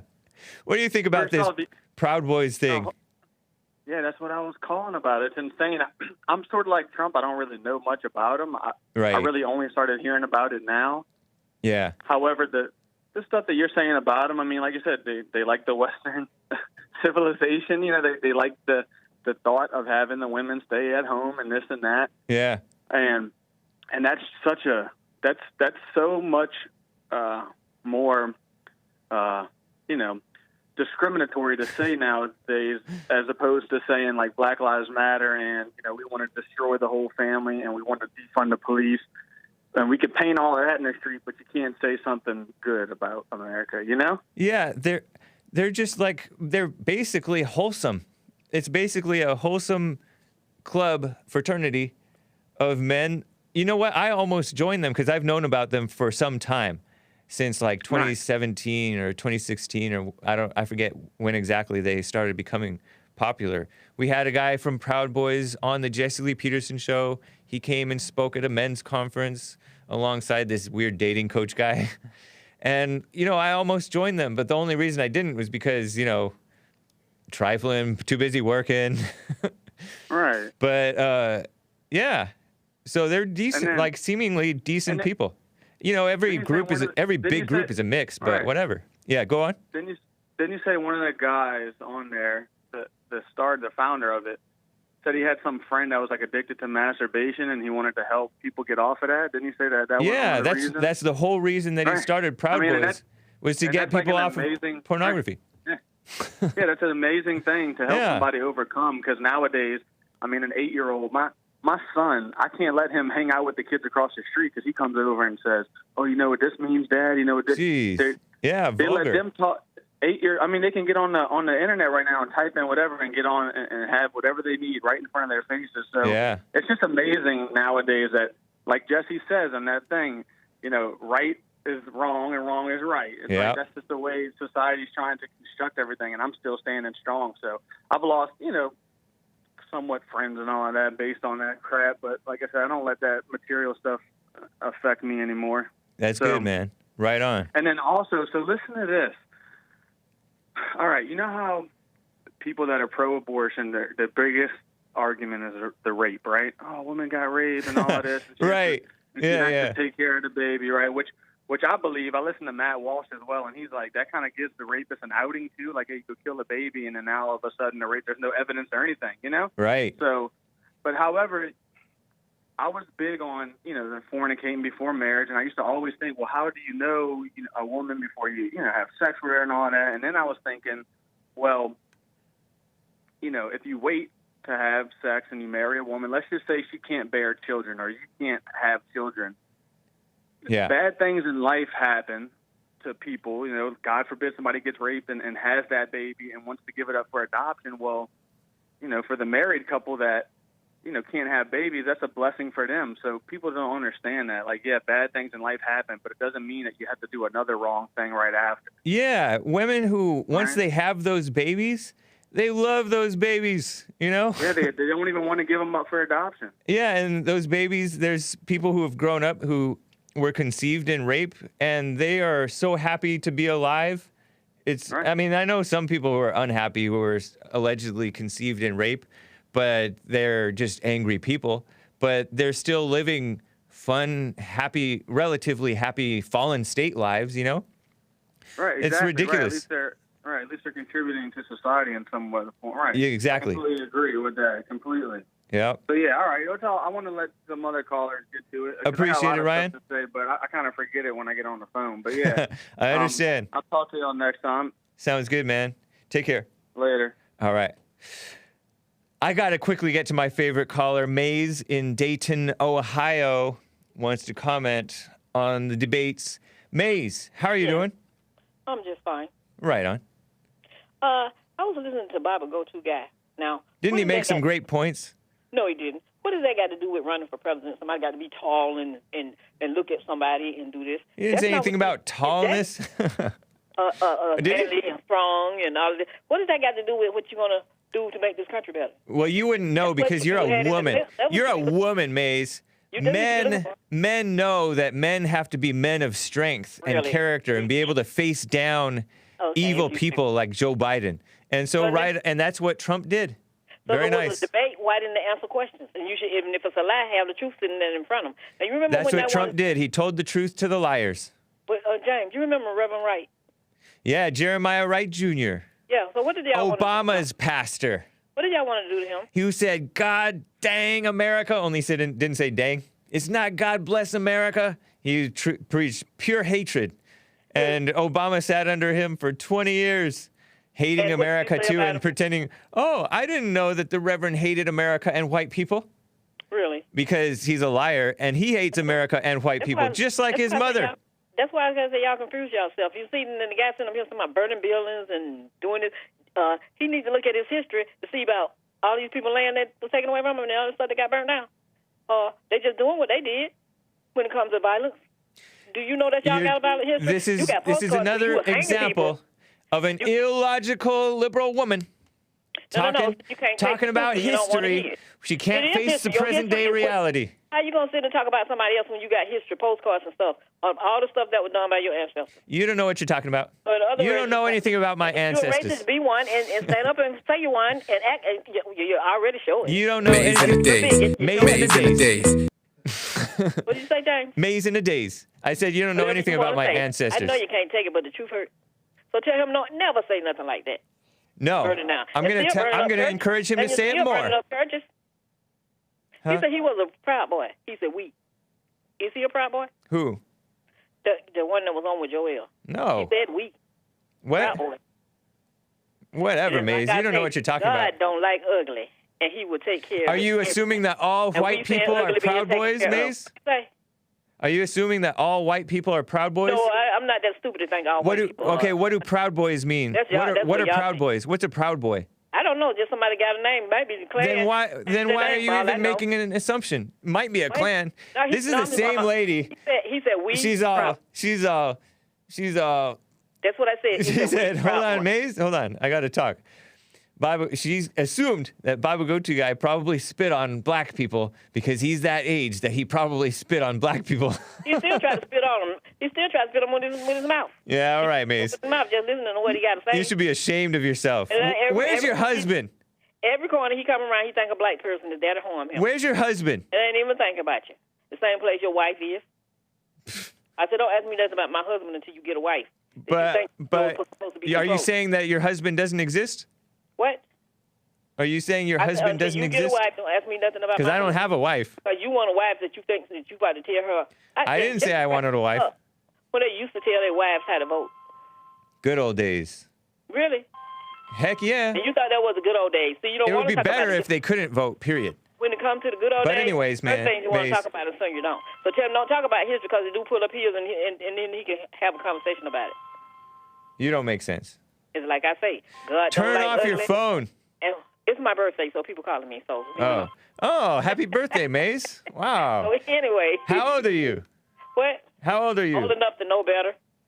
I know. That's a shame. Yes, to know that y'all don't know what y'all talking about. But you don't know better. You're old enough to know, but you don't know. Why you got to convince somebody that if they change their mind about voting, why do you need somebody to let them vote for who they want to? I don't never try to get convinced you. They shouldn't vote. They shouldn't vote if they're not going to vote right. What? They shouldn't vote if they're not going to vote for what's right. Really? Yeah. Y'all don't know what's right. That's the problem. Okay. All right. Thank you, Mace. Y'all figure it out one day. All right. Take care, Mace. Y'all not in control. I keep telling y'all that. You have a good day. God got the last word, and we see what he's doing. Have a good one, James. You too. Oh, that was interesting. Let me quickly get Blazing Hawgs of Dayton, Ohio, to answer Well, I don't know if he wants to answer. Oh, he dropped out. There are more debate moderators coming up. The next presidential debate, is a guy who interned for Joe Biden. That's the next debate moderator, Steve Scully or something like that. Anyway, let me quickly get to Trey in Oklahoma. Trey wants to comment on Scott Adams and also the Supreme Court justice pick. Trey, are you there? Yes, sir. Hey, how's it going? Going well. How are you? I'm doing all right. Just out here having a little fire, cutting down some limbs. Right on. Oklahoma. I've been there. Yeah, you like it? No, it's too humid. Maybe I'm thinking Austin. I don't think Oklahoma is as bad as Austin, right? But, you Austin's in Texas. That's a city. You're talking about Oklahoma's a state. I know. I've been to Oklahoma and I've been to Austin, Texas. Because I associate them because my father, he worked for a company that was based in Oklahoma. And then it got bought by a place that's based in Austin, Texas. And I visited both places. Yeah. Well, Oklahoma's kind of in the center of where the northern and southern winds collide. So, does it get humid? Sometimes, but not too bad. Right now, it's real nice. Okay. It's about 65 degrees. Oh, not bad. Low humidity. So. Yeah. Anyways, about the Supreme Court justice, I think Trump made the wrong decision. I'm still going to vote for Trump, but I think that clip was interesting that Jesse showed where he said that no men were strong enough to raise their hands for a male. Yeah, even in his weakness, there's some like genuineness to him, you know, in like selecting a woman, kissing up to the women, and he's like, "You men, you're a bunch of cowards." Well, it does surprise me. You know, it's just like it's the beta infection. You know, it's infected the conservatives. You know, in all honesty, you could say that he's, given that no men are willing to stand up, he's doing the will of the people who elected him. You know, he's been polling. Right. He's been doing these polls at his rallies. So, I mean, I don't support it. I agree with you. I think she is a bad choice. I think he did. I think you're right, though. He did that because the people wanted it and for more votes, you know, and also for maybe some liberal votes. I don't know. But I think he did it for popularity. I don't think he did it for practicality. So interesting. So you don't think it's practical to choose a woman who will more likely than not get through easily enough? It doesn't make any sense to even gender it. I mean, I think men should lead regardless. Yeah, but I agree too. To even make it about gender is stupid, you know? Yeah. Should I have a woman or a man? How about should I just pick the best person? That would be so nice to. That's very white and male of you, meaning logical. But you know, like the woman who died was a woman, right? Allegedly. I'm playing. RBG was a female. Whatever. She looked like a bridge troll. Yeah, she looked like a decrepit version of. Well, actually, that man is pretty decrepit himself. Beta. That's what we say. We're beta. Yeah. But anyways, about Scott Adams too. That he's a news anchor, right? No, Scott Adams. Or what is he? Is a senator? No, if you're thinking about the guy that I was talking about, the Dilbert cartoon creator who felt like Trump personally offended him by not debunking the fine people hoax. That's the Scott Adams. You may be thinking the reporter was John Roberts, who freaked out and asked the whites, "Will you now unequivocally condemn white supremacy?" Such a pressing issue. I think it's ridiculous for him to condemn Trump over that. It's like, really, because you're not that's the reason you're not going to vote for Trump. Like, there's so many other better, like, it's just. Oh, you're talking about Scott Adams. You're talking about Scott Adams with the bombing the very fine people hoax debunk. Yeah. Right. So that doesn't make any sense to me. You know, why would that be the reason you don't vote for Trump? It just seems like such a minuscule thing. Right. I felt that it was being very petty and arrogant and egotistical.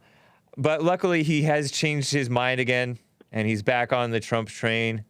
I don't know if he was serious, or if he was venting, or if he was. He sounded kind of drunk, honestly. He sounded like he was drunk. Maybe. Who knows?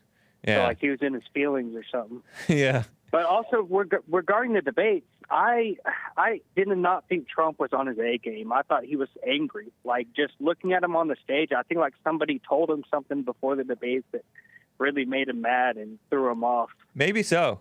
Yeah, you could be right. He did pretty. See Joe Biden wearing the wire?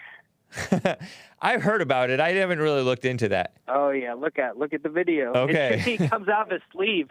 He raised his hand up, and the wire falls back into his left hand. Interesting. Yeah, who knows? It could be Photoshop. Who knows? Yeah, it could well be. People have all kinds of assumptions about what's going on in the reality. I want to give you guys a compliment real quick. I want to say you guys did a great job today with the show. I really see like Jesse Lee Peterson was saying, I really see the progression with you, Hake. Thanks, man. I've been following you since you started the Hake Report, you know. Nice. So I really see the progression. When you first started, you were a little bit more beta and kind of angry. Now you've got a lot more level head. Appreciate that. And you got a good team around you. That's true. Yeah, even though I call them black tech. Man, we had issues earlier today. Sorry to the people who got their ears blown out at the end of the Jesse Lee Peterson show. On the video, anyways. On the audio, it might have been fine. Audio only feed.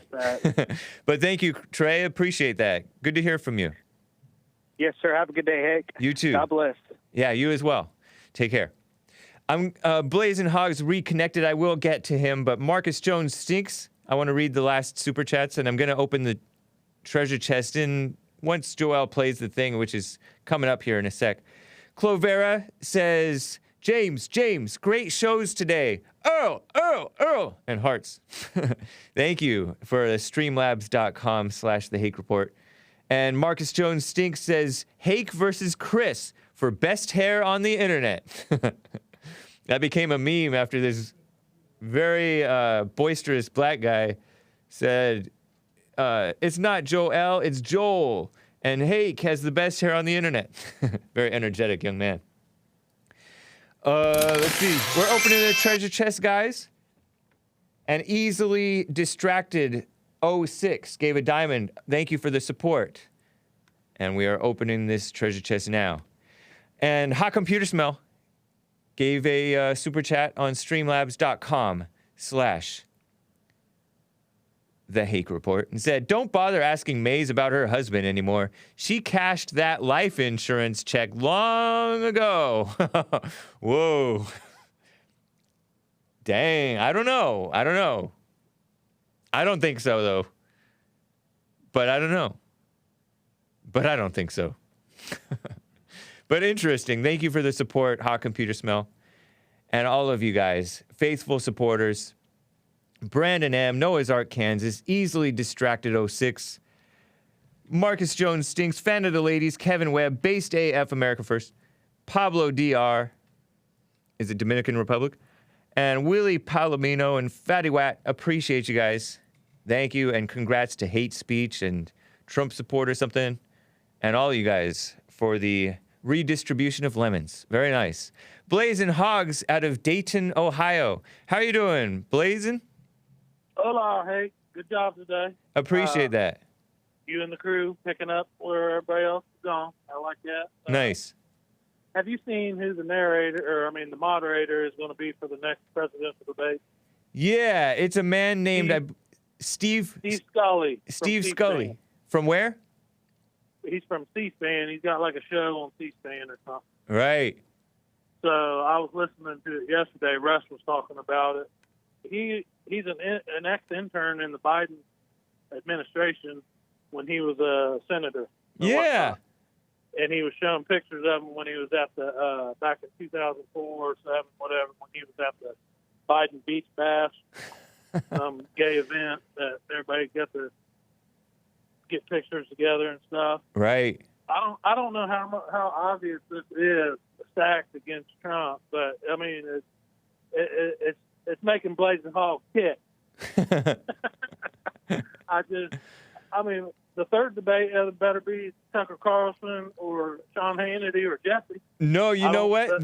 The third debate moderator, I have her name because a caller, I believe Mary from San Antonio, Texas, called in, and she knows about these people.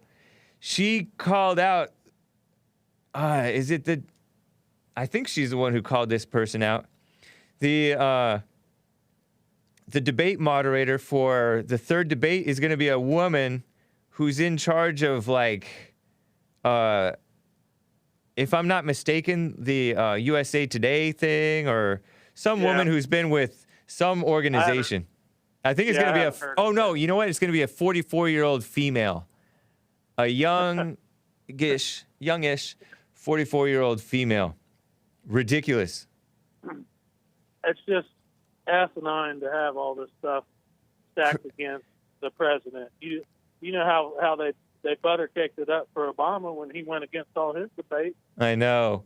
And you know what? Those guys debating Obama, Mitt Romney, I'll never forget. Mitt Romney did not debate to win.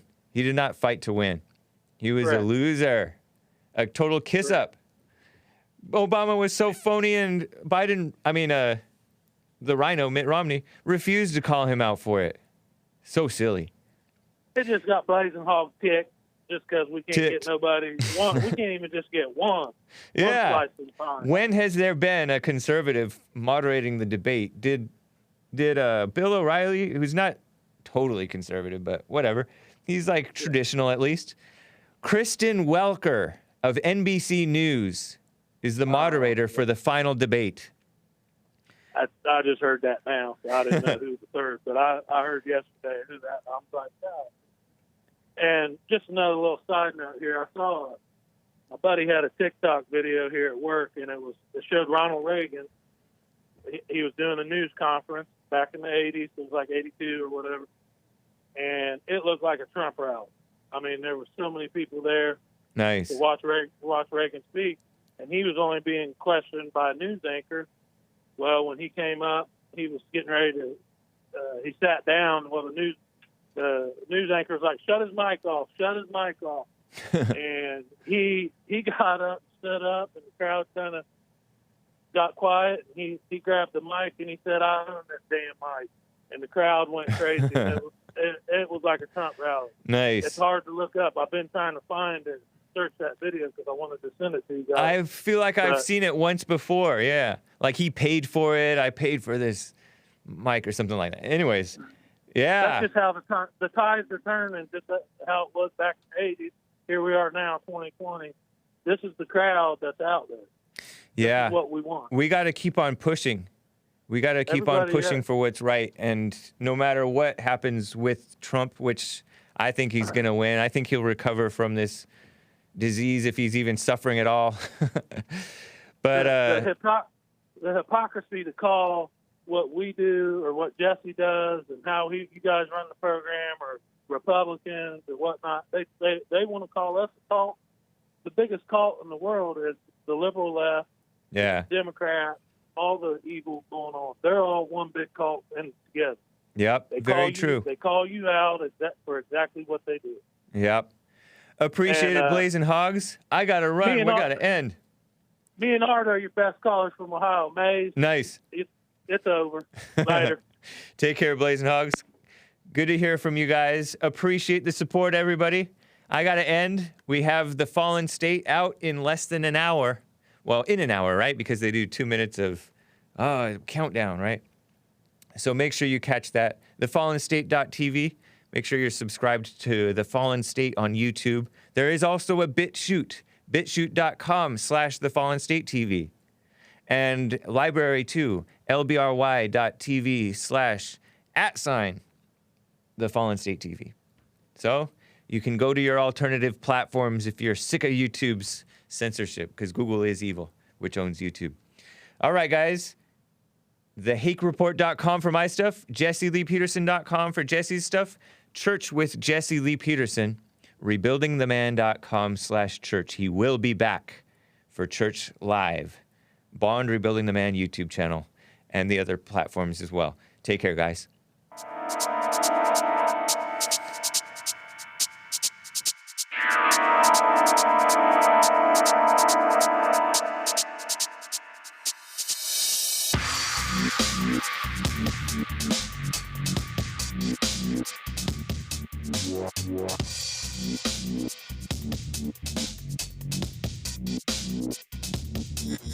Yeah.